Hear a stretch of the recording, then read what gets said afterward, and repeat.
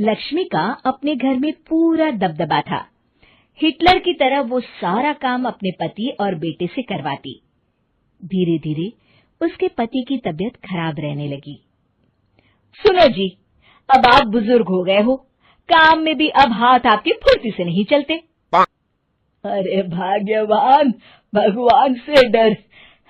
तुझसे मैंने शादी अपने इकलौते बेटे के अच्छे पालन पोषण के लिए की थी, लेकिन तूने तो उसका बेड़ा गर्क कर दिया।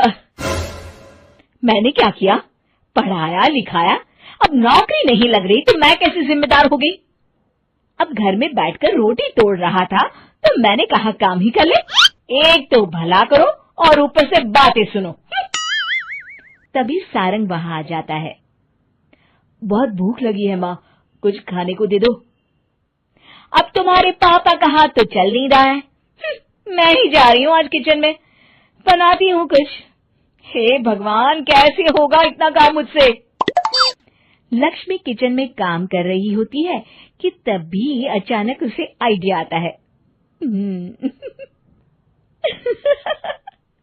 अरे मैं भी ना, अरे यहाँ तो फ्री की नौकरानी ला सकती हूँ मैं, फिर मैं क्यों खाना बना रही हूँ?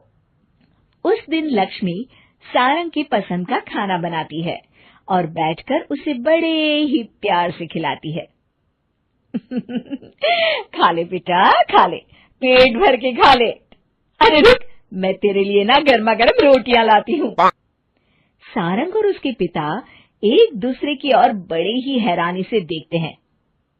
बेटा सारंग, जरूर दाल में कुछ काला है, वरना ये औरत तो हमें बासी खाना भी सुकून से ना खाने दे। सुनील की बात लक्ष्मी सुन लेती है और जोर जोर से चिल्लाने लगती है। अरे हाँ, भलाई का तो जमाना ही नहीं रहा। एक तो आग में खुद को जलाकर तुम लोगों के लिए खाना बना रही हूँ और ऊपर से तुम्हें दाल काली लग रही है। अरे माँ, पिताजी का ये मतलब नहीं था, तुम बुरा मत मानो। अरे हाँ बेटा, तू कहता है तो मान लेती हूँ। लक्ष्मी सारंग के पास बड़े ही प्यार से बैठ जाती है और फिर कहती है, बेटा मैंने ना तेरी शादी करने की सोच ली है। अब तेरे पिताजी के हाथ भी नहीं चलते तो सोच रही हूँ तेरे लिए बीवी ले आऊं। अब पता नहीं ना मैं भी कब मर जाऊं। अब ऐसे भाग्य भी कहाँ है हमारे। क्या कहा? अरे हाँ, तुम तो चाहते ही हो कि मैं मर जाऊं, लेकिन मैं अपनी प्यारी बहू का चेहरा देखे बिना नहीं मरूंगी। हाँ माँ, शादी तो मैं कर लूं, लेकिन मैं नौकरी नहीं करता, फिर कोई क्यों देगा मुझे अपनी बेटी? अरे क्यों नहीं देगा बेटी? इतना बड़ा घर, खेल खलियान है, किस चीज की कमी है हमारे पास? जो आएगी राज करेगी, राज। हम तो ना कर पाए राज, ये बोलो कि एक और नौकर तुम्हारे पास आ जाएगा। मैं कहती हूँ चुप हो जाओ। अरे खुद के घर का खाना बनाएगी तो क्या नौकरानी हो जाएगी? अब तुमसे तो किचन का काम होता नहीं, तो कोई तो करेगा ना। ठीक है माँ, तुम जैसा सही समझो बस।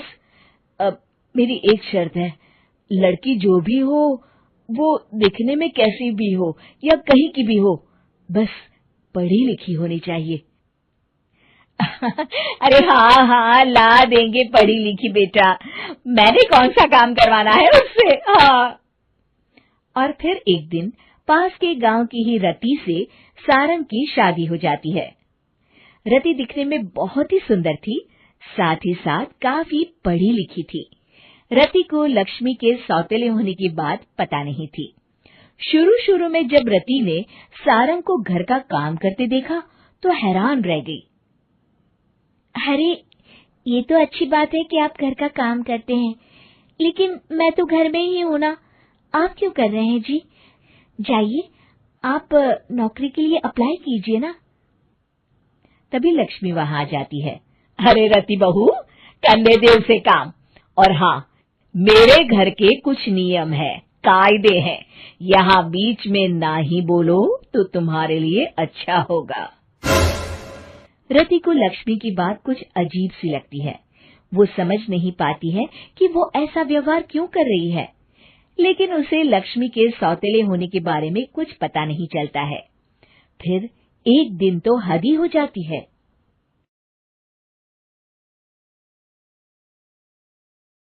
रति छत से सूखे कपड़े उतार कर ले जा रही थी कि तभी उसकी नजर लक्ष्मी पर पड़ती है, जो किसी तरह चोरी से सुनील की अलमारी खोलने की कोशिश कर रही होती है।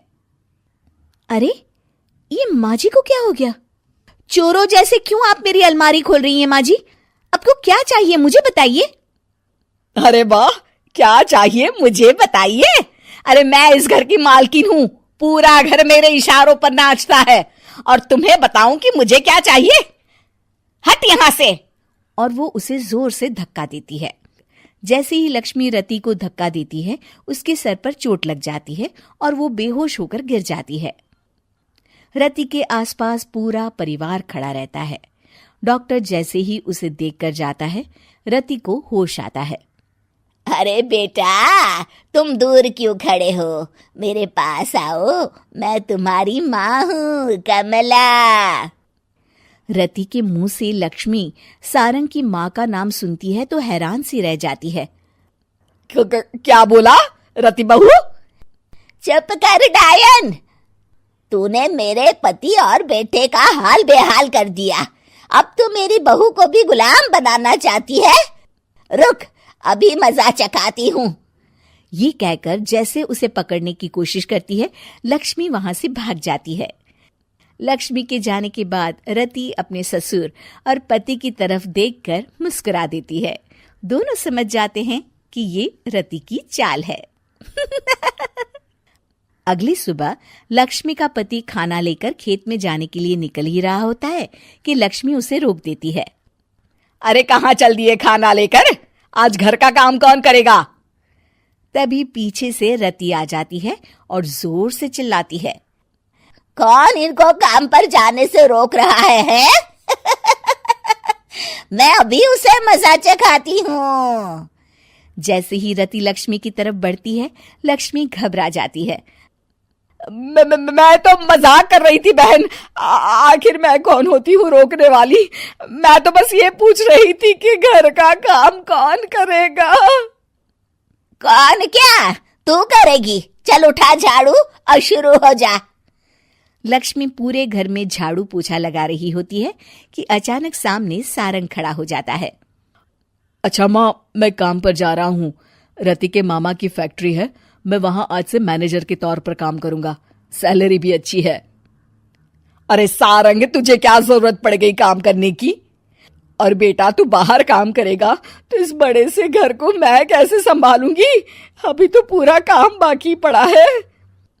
तभी वहां रति आ जाती है। अरे बेटा सारंग, जा, नौकरी पे जा रहा है ना, जा। और हाँ, आते वक्त घर के लिए सब्जियां ले आना। ये लक्ष्मी बैठी बैठी मोटी हो रही है, जरा काम भी तो कर ले।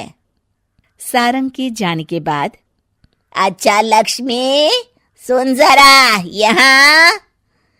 लक्ष्मी अपनी बहू रति को सारंग की पहली माँ जो मर गई है वो समझकर उसके पास जाती है। अरे बहन, ऐसा क्या हो गया जो तुम्हें वापस आना पड़ा? मैं तो बड़े ही प्यार से इस परिवार को चला रही थी। प्यार से तो मैं बहुत साल से तुझे मजा चखाना चाहती थी, लेकिन किसी औरत का शरीर मुझे नहीं मिल रहा था प्रवेश करने के लिए। अब से ना मैं बहू के शरीर में रहूंगी। और हाँ, तूने कोई भी चालाकी दिखाई या मेरे घर के लोगों को परेशान करने की कोशिश की तो तेरा गला दबा दूंगी। लक्ष्मी रति के मुंह से ये सुनकर डर जाती है और शाम को अपने बेटे और पति के सामने जाकर कहती है, तुम दोनों मुझे माफ कर दो। मैं अब तुम दोनों को कभी परेशान नहीं करूंगी। और बहू, तुम मेरी बेटी की तरह हो, बस अब बेटी की तरह ही बनकर रहना। लक्ष्मी उन लोगों को इतना कहकर वहां से चली जाती है और उसके जाने के बाद तीनों एक दूसरे की तरफ देखकर हंस देते हैं।